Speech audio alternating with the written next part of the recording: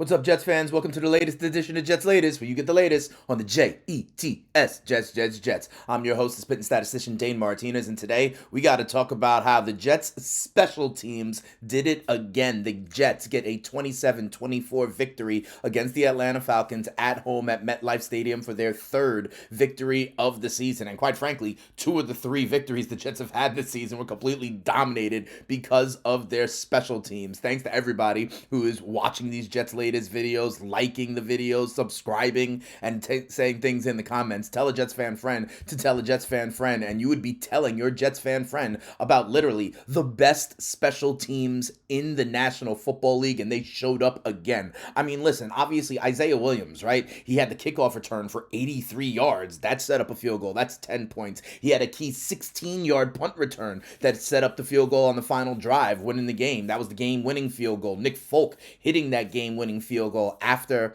his first missed kick of the season. But once again, it's really on punting. Punting and punt coverage has been phenomenal for the Jets. Austin McNamara, again, averaging over 49 yards a punt, 3 times pinning the Falcons inside the 20, only giving up literally negative return yards. He's near the top of the league in that one. And it was the Jets special teams that forced the fumble. Only our second takeaway of the season, and it comes from special teams. Special teams now has many takeaways as defense does all season long. They forced the muff punt, they set the Jets up, and then Breece Hall goes in for a touchdown. Literally, 13 of the Jets' 24 points were directly from special teams and the ability to be able to flip field position, both in the return game and in the punting game. And then, of course, Nick Folk coming in with the game-winning field goal, a 56-yarder as time kind of expired. And this is the thing, we do this all the time. We flip the field, we get good returns.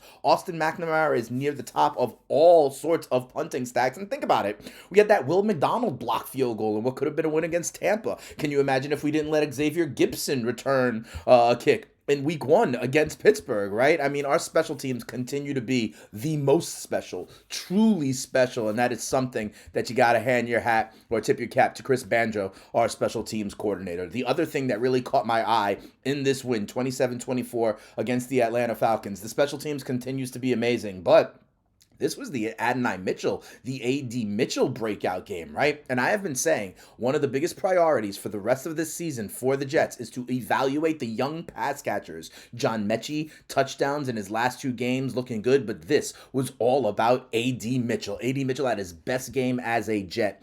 8 catches, 102 yards, and a touchdown. He scored on a 52-yard touchdown pass. He made a couple of other nice catches, some conversions on third down, and quite frankly, now these roles are starting to work out. You have to think about this in a next year universe with Garrett Wilson as your alpha number 1 wide receiver. Can A.D. Mitchell be the wide receiver 2 that can stretch the field and make that big play deep? He has that big frame and, of course, the athleticism, the speed, all that stuff. And then can Mechie be the slot number 3 guy along with a Mason Taylor, along with a Breece Hall? Maybe he can. I mean, Mechie actually had a couple of drops today, caught only 4 of 8 targets for 19 yards. Mason Taylor made a couple of nice catches, converted a third down. The trio of them, okay? These young M pass catchers that I've been talking about, they were 24 of Tyrod Taylor's 31 targets. Breece Hall also had I think it was like a 14-yard play out of the backfield on a screen. And so that's what it's going to look like. Remember, you're going to drop Garrett Wilson in on this, right? As obviously the number 1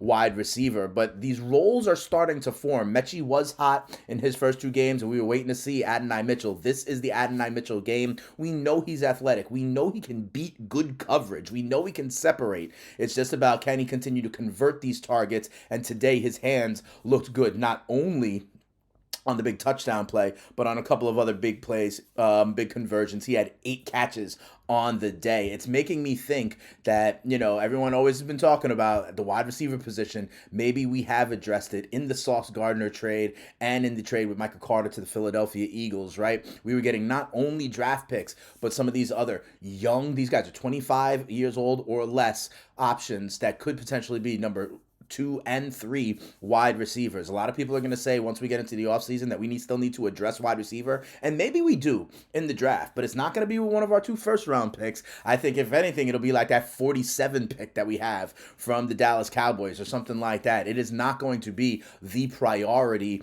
with our 2 first-round picks. Our own, which is probably going to be in the top 10, although it's going to be a little bit lower because we did win today, and, of course, the Indianapolis Colts. They lost to the Houston Texans, so that pick is going to be in the 20s.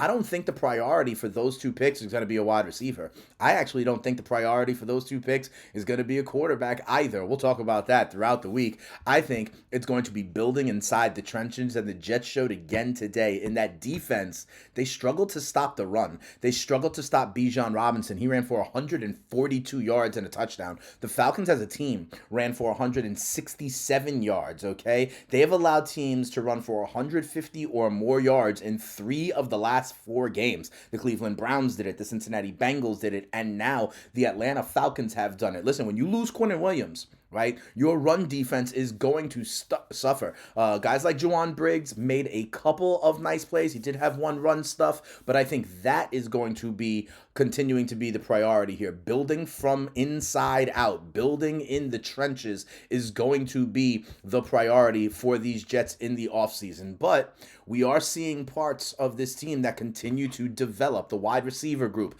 continuing to develop. There were some good plays made by our young secondary. Guys like A.Z. Thomas had a nice little game with a pass breakup, a good run stuff. Guys like Malachi Moore were more involved, right? So we're seeing that develop a little bit. We are seeing these young pass catchers develop a little bit. So I think we're going to be building from the inside out. But we are building from a different draft position because the Jets got their 3rd win of the season, 27-24. That'll do it from what I have to tell you guys here on this episode of Jets Latest. But let's see what some of you Jets Latest regulars had to say. This was even before the game, in previous comments on videos later in last week, right? Mostly focused on the draft. And I think it's going to be so interesting to see what the comments are after we win a game and have like a worse draft pick. People are going to say, oh, we should have tanked and stuff like that. I disagree.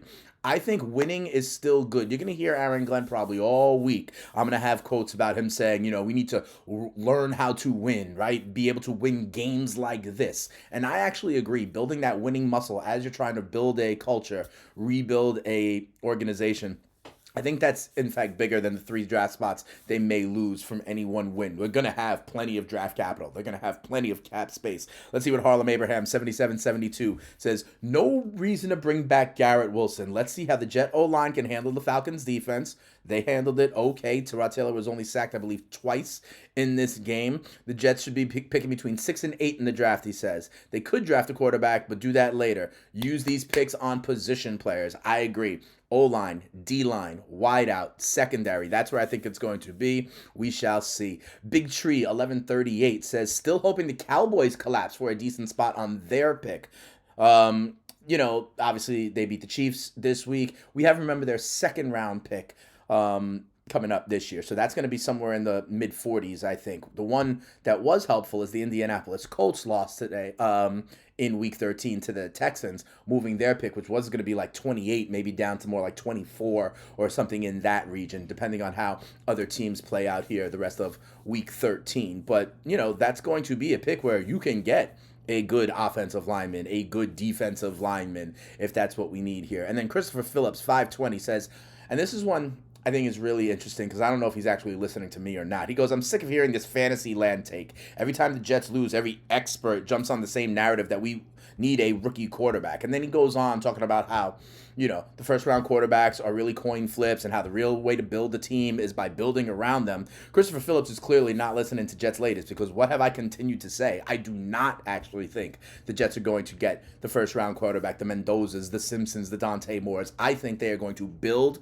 from the trenches. I think their 2 top picks this year are going to be O-line and D-line. I think then they're going to get another back in the secondary, and I think they might get a second-round wide receiver to add to the complement of A.D. Mitchell, John Mechie, Garrett Wilson, Mason Taylor, Breece Hall, who I think they will re-sign. The O-line is the priority with some of these guys moving away, potentially Simpson, potentially AVT. I think they continue to heave that as a strength. They continue to build out this roster. They continue to hopefully add to a winning culture, add some winning muscle in these kinds of games, and then they drop the franchise quarterback. Then they get the rookie quarterback later on down in the process. But that's what you guys are saying. I'm sure we're going to be hearing some talk about their draft position all week, but we continue to get ready. And the next game is another winnable game against the Miami Dolphins. So we'll see what that one looks like, okay? I think, again, winning muscles are important. We'll see where it is in the draft. We'll see what happens. But seeing Mechie and Mitchell continue to show flashes that they could be, along with Garrett Wilson, a representative wide receiving core, does make this offense look a little bit better. We'll talk about it all week long. And if you want to hear more from me, remember, I'm the host of the FTN Fantasy Show over on Sirius XM. If your fantasy team has made the playoffs, I got you to help you win your leagues and win that cash. But if you're ready for Jets, the green and white, the Jets, Jets, I'll be here all week giving you quotes from the locker room, stats and data points for what it means for the Jets, where their strengths, where their weaknesses are, and ultimately how they match up against the Miami Dolphins, who we have next week at another home game in a stretch to try to get our 4th win of the season and maybe not be a top 5 pick. We'll talk about it for the rest of this week, but for this episode of Jets Latest, we out of here. Peace.